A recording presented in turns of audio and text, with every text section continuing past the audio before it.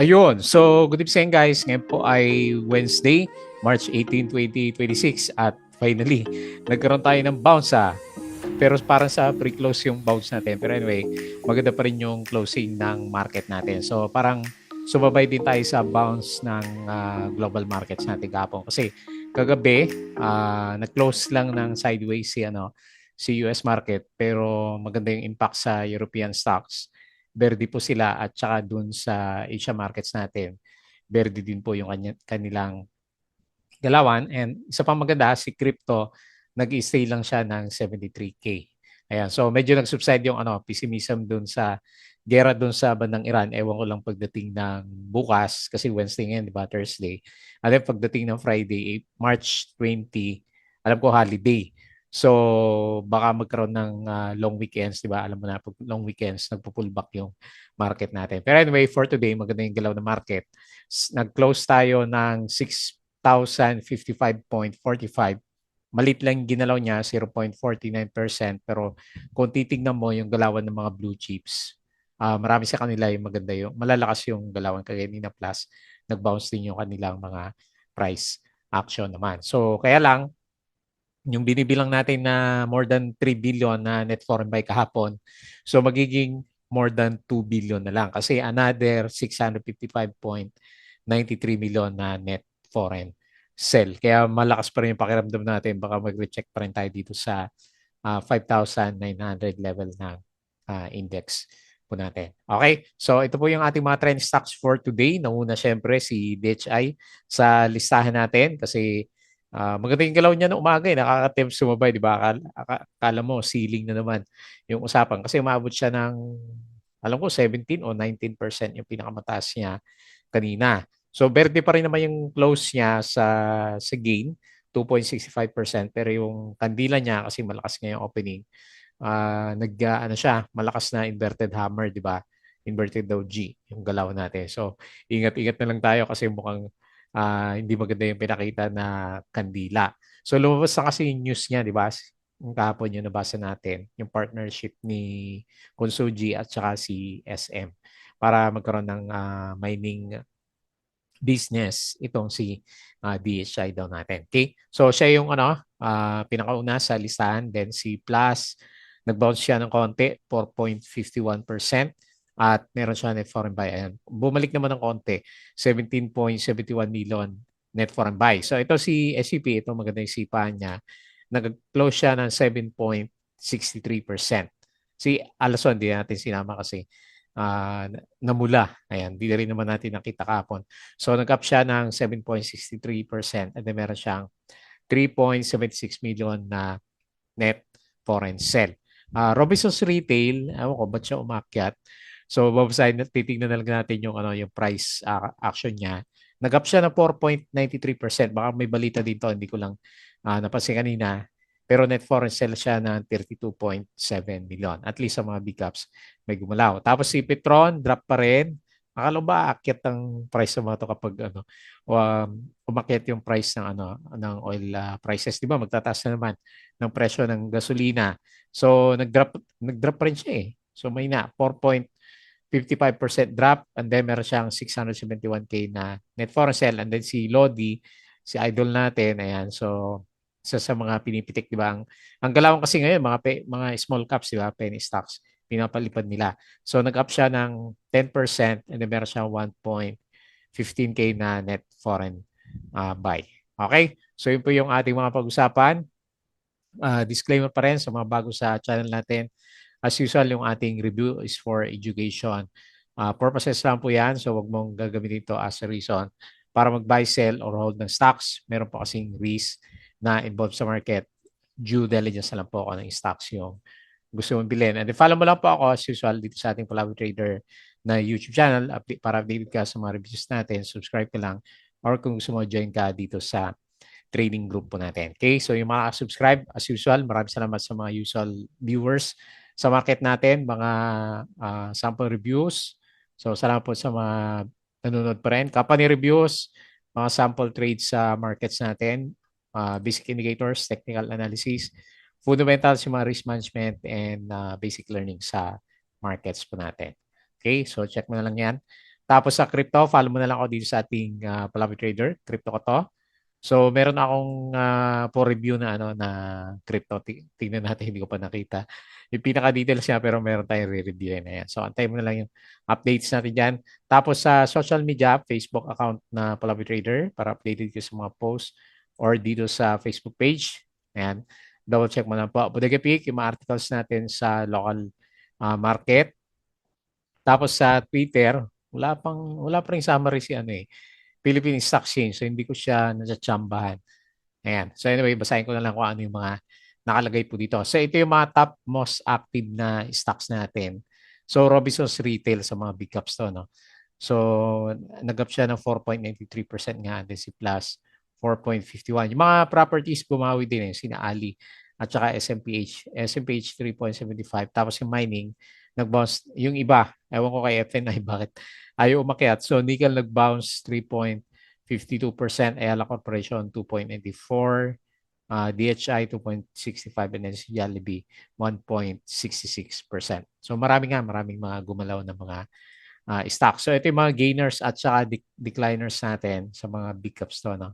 So plus ngayon yung nauna sa big caps 4.51%, SMPH 3.75%, GGS 3.27%.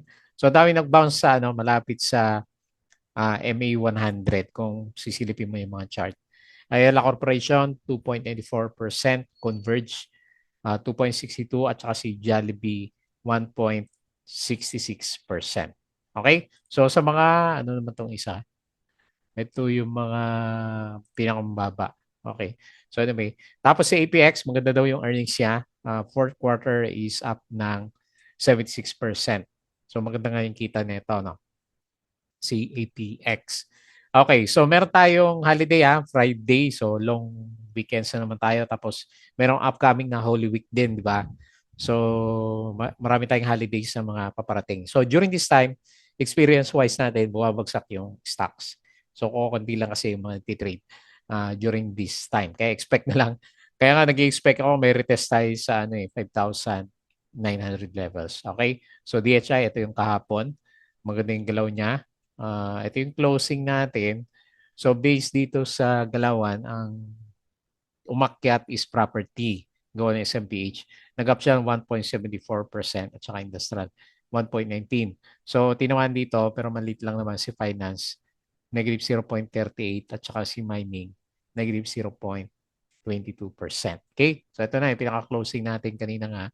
So plus SMPH, GGS, AC yung mga winners natin. Tapos sa mga losers, BDO, 2.21%, Monde, negative 1.67%, SM, negative 0.95%. So, konti lang yung mga bumagsak na stocks mo natin.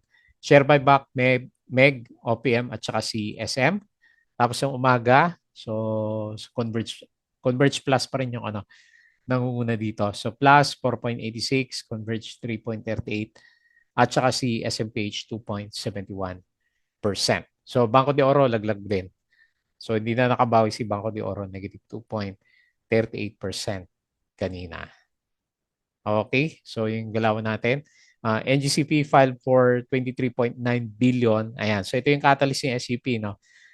Subsea cable connecting Batangas to Mindoro. So, meron siyang budget na 90 million, no? 28 gigawatt offshore wind potential. So, meron silang project pala. NGCP at saka si SCP. Kaya pala umakyat siya ngayon. So, plus, stable naman daw yung income. So, meron siyang 23.45 billion na cash. Laki, no? So, DMC, monitor lang, earnings minus 20%. Meralco, MGen may lean more on cool near term to offset LNG cost pressure. Ayan. Kaya nga si SCC, maganda sana during this time, diba? Kaya lang, may issue nga siya, di ba?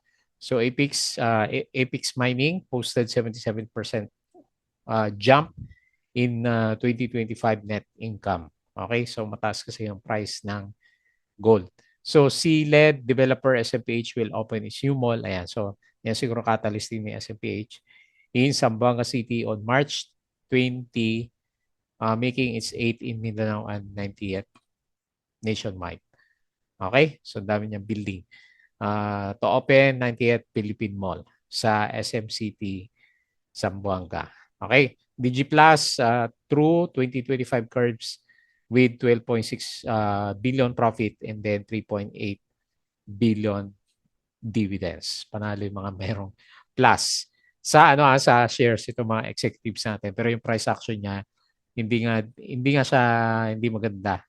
Yung kanyang pinaka price action. Okay. So ATI Maharlika Investment completed its acquisition of shares in Asian Terminals, securing stake in the port operator. WTI, ito yung presyo. So, hindi pa pinapakita 100 pero aabot din sa 100 yung ano. So, diesel, ayan. So, yung mga may kotse dyan, sakit sa bulsa niyan, di ba? Kasi halos doble na yung presyo ng oil. Okay, this may take a while. Tycon C. Coson says SM braces for slower growth and then but sees rebound sa future. Okay. So yung gold, tingnan ko yung price niya, hindi rin ganun kaganda. Actually, parang magbe-breakdown ngayon yung gold ang price ni gold eh. So, tingnan natin. Pero okay naman yung, di ba, majority ng mga gold related na stocks ng mga mining stocks. So, CREIT, Citicorp Energy REIT secured PRSA plus issuer credit rating. Boulevard Holdings, change in beneficial ownership. So hanap tayo mga penny stocks kasi pinipitik, di ba? Lodi kanina yung isa sa katabi ni Dominion na pinipitik. So Dominion at 13 billion valuation, Consigy board and 3 hints at mining assets. So yan po yung catalyst. Pero parang nag-sell on news kaninang umabot siya ng 17%. Okay, so yun yung ating mga balita. Tapos, Patreon channel ulit natin, patalastas yung mga gusto ng guide sa trading, sa Philippine markets. Sali lang po kayo dito sa Patreon channel natin. Okay, so tingin tayo dito sa, hindi ko pa nare-review yung mga galawan ng yung mga individual na news dito sa social media, di ba? So, andyan si ACR, pero bumaliktad naman yung price action niya kanina. So, dito na lang muna tayo sa price action. Okay, ang ganda. Hopefully, hindi siya trap or yung tinatawag nila na dead cat bounce kasi maglo-long weekends eh. So, in-expect ko, hindi pa rin ganun kalakas. Di swerte pag nag-bounce tayo. Pero for the short term, parang mahirap makita. Lalo na lumalabas yung foreigners. Oh. Another 600 million. So, more or less, nasa 2 billion na lang po kasi yung net foreign buy ng markets natin. So, not so good pa. Ayan. So, nakaka-tempt, no? Pumasok.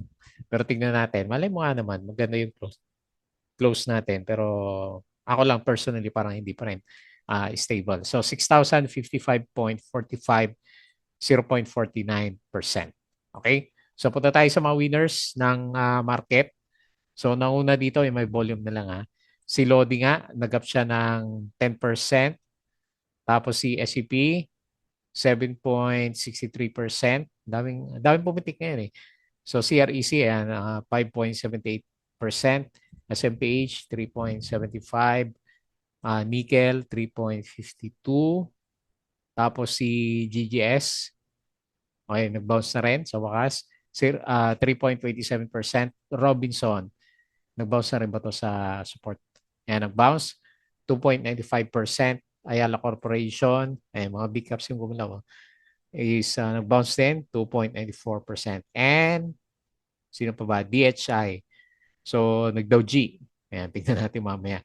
Hopefully bukas, hindi yan takbo ng mga traders. Ayan, kasi Dow G. Okay, so, sa mga losers naman, nanguna dito is, ba't nanguna dito? May volume na lang ACR. Ayan, so ito yung kanina pala. Laki ng volume din niya, no? Nasa 27 million. Ayan. So, ingat. Naku, ingat sa mga ipitski pa naman pag mahaba yung, uh, di ba, wala tayong trading. So, FNI nag-drop na naman 5.26%. Petron 4.55, nagkaroon pa nga siya ng gap down. So, na-break na yung trend natin dyan, no? Tapos si ABA, negative 2.94%, pababa. Aboitiz Power, pangalawang araw na ba to? First day na nag-drop. So, negative 2.78%. Okay? So, yun po yung mga galawan ng mga individual na stocks. So, visit tayo ng konti dito sa galawan sa global markets. So, based dito sa galaw, yung futures, parang walang futures. Meron. Dito sa nagtaas. S&P futures, 0.53.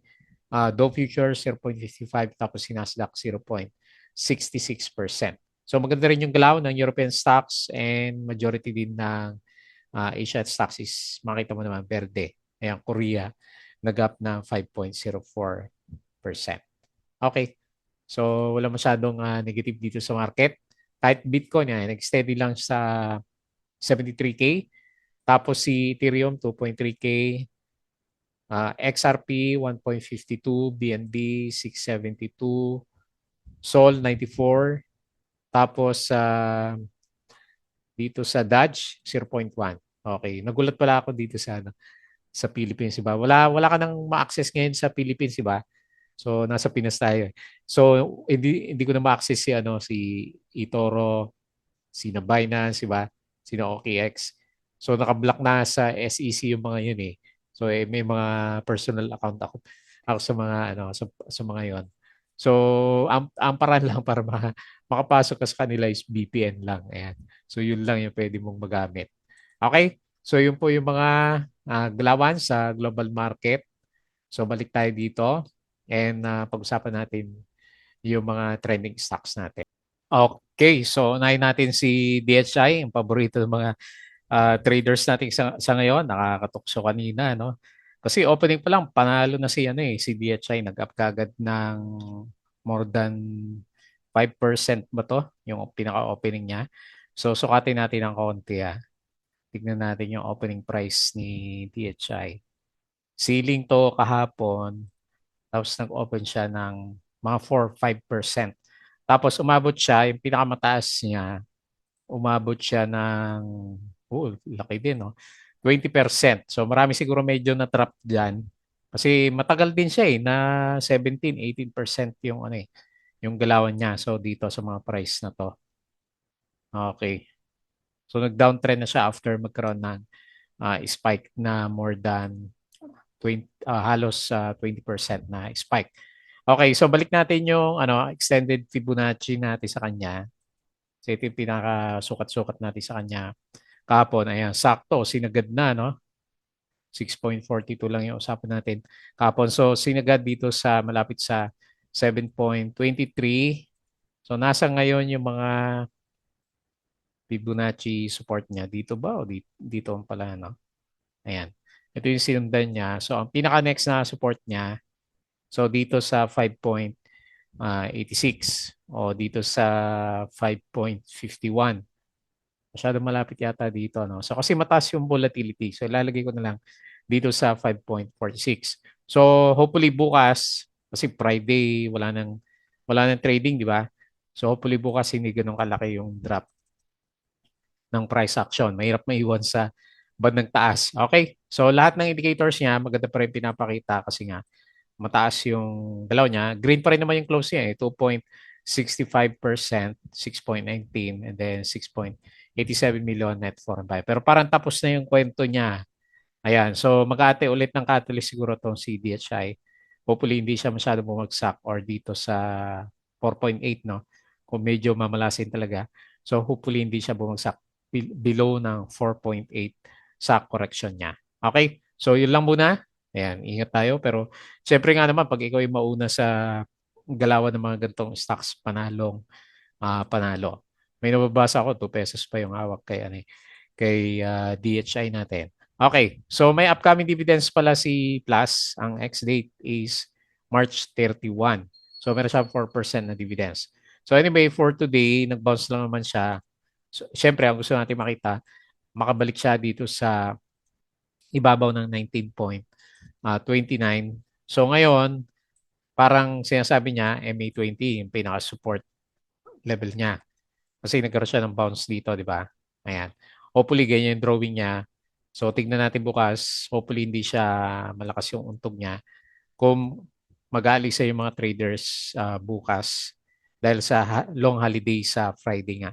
Tapos yung mga whole weeks natin na paparating. Okay, so nag-close siya 4.51%, 18.08.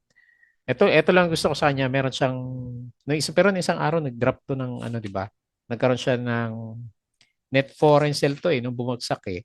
So ngayon is net foreign buy naman 17.71 million. Okay? So hindi pa ganun kaganda yung MACD formation. Pero expect may pullback to pagdating ng March 31 naman. Okay po. So yun lang nakita natin kay Plus. Next, SCP. So kanina may catalyst pala. Itong si SCP natin, ayan. So babalik ulit dito sa bandang taas. So maganda sa kanya kung walang masyadong negative news sa global markets. Ayan, magre-try ulit na magre-test dito sa 21.32. Ayan. So overall picture niya okay naman siya eh. Uptrend pa rin naman si SCP natin. Okay? So nag-close 20.45 plus 7.63%. At meron siyang 3.76 million na net foreign sell. Okay? Next. Robinsons Retail, hinahanap ko kanina. Wala naman ako makitang catalyst pero ayan. Nag-ano siya eh. Siguro maganda yung lalabas na earnings report neto. Kasi nag-breakout siya dito sa ano eh, 39, di ba? Okay. So good sign para sa kanya. So tignan natin.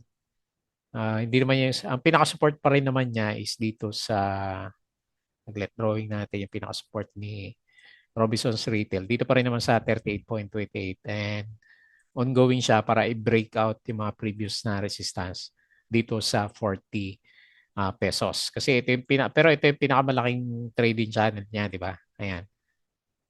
So nandito na siya sa bandang taas. So anytime, ang significant kasi sa kanya, maganda sa kanya. So pag nag-breakout ulit siya diyan, pabalik na siya dito sa 54 pesos. Matagal din dito sa ilalim ha. So 2024 pa nandito sa ilalim si Robinsons Retail Holdings natin. Okay? So maganda yung RSI, maganda yung galaw din po niya dito sa MACD formation and at least gumalaw yung yung price action niya for the longest time. Since December pa dito sa ilalim si Robinsons Retail. So nag-close siya 39.4 and up siya ng 4.93% pero net foreign sale ng 32.7 million. Bakit kaya umalis yung yung foreigners natin dito kay Robinsons? Okay, next. Petron Corporation. So yung iba sina Makit to, di ba? Shell PH. Nag-up siya ng 2.5. Sitap. Nag-up siya 1.3.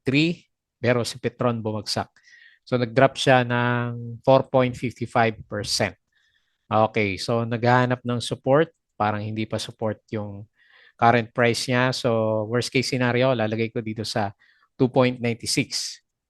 Pero nakapagtaka din no kasi hindi pa naman tapos yung yung pagtaas nga ng mga oil price, diba? By next week meron na silang mga scheduled na pagtaas ng ng prices. So anyway, yun yung price action niya o dahil siguro holiday na nagpa-profit taking na sila. Ayan. So naka-apekto sa kanya yung dividends niya nung kahapon, 4.79%. Ex-date niya kahapon eh. So maghanap muna ng support si Petron. Hopefully daw siya bukas dito sa 3.15. Kung hindi, dito tayo titingin sa 2.96. Okay? So RSI 50 pa naman. Closing price 3.15, negative 4.55%. And then meron siyang 671K na net foreign sell. And then lastly, so yun nga, naghanap sila ng mga pinipitik na stocks. So si Lodi kasi maganto, di ba? 1.32 billion lang yung niya market cap. Okay, so maganda, explosive yung breakout niya sa MA100 pero medyo naudlot din siya. Anyway, at least maganda yung galaw niya. So ito na yung range na tinitignan ko sa kanya sa current price breakout niya na 0.44 at yung pinaka-next na malakas na resistance dito sa bandang kaliwa, yan, is 0.5775. So, i-assume ko na, hopefully, i-assume ko na pwede siyang pumitik malapit diyan sa next na resistance level niya. Kasi maganda yung niya eh. May mga volume din siya kahit papaano 2 million eh. So, nag-close siya and then up ng 10%. With regard sa balita, wala naman. So, pinipitik lang talaga. Meron siyang 51.15K na net foreign buy. Okay? So, hanap-hanap tayo ng mga ganitong setup. Mukhang ganyan yung gusto na galawan ng markets natin during this time. So, napansin nyo pala, hindi ko nalagyan resistance. So, dito na lang sa MA 100. Kasi gap eh. So, hopefully nga, hindi na tayo mag-retest dito sa 5.9. Lalo na bukas kasi long weekends na naman yung markets natin. Okay, so hopefully ang ganyan na lang. Mali tayo ng analysis sa 5.9 na pinaka-support level natin. So baka tayo close, please don't forget to subscribe ulit dito sa ating Palawi Trader na YouTube channel. Join ka sa group. Kung gusto mo ng guide, crypto to, follow mo na lang Facebook account, Facebook page, Bodega Peak, Twitter, and Patreon sa mga gusto ng guide. Sali lang po kayo sa group natin. Okay? So yun lang. Maraming salamat. Kita ulit tayo bukas.